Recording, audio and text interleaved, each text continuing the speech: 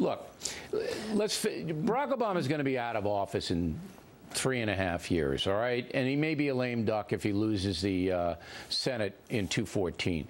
Isn't it time now that the Republican Party maybe bend a little and get back in the game with Hispanic American voters? Because if you don't, you're never going to prosper here. The demographics are just set against the Republican Party. You've got to bend here.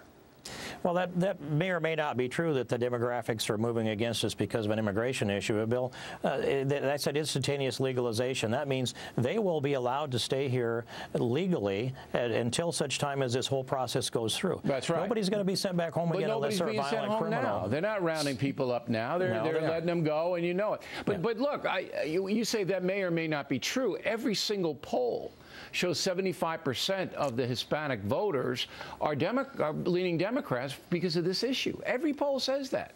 So, I mean, if you're going to dig in your heels and say, well, I'm never going to compromise on the issue, and I'm not saying you, I'm saying the party, you can kiss it goodbye. 25 to 30% of the voters not going to vote for you. African Americans and Hispanic Americans. That's what the president told us in a closed-door session before the Republican conference.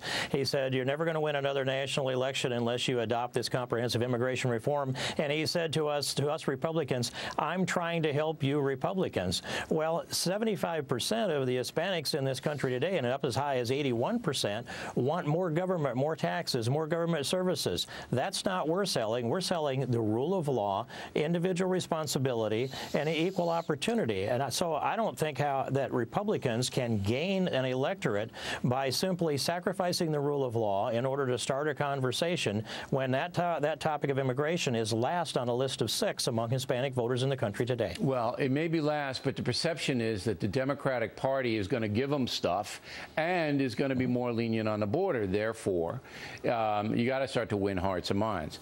Now,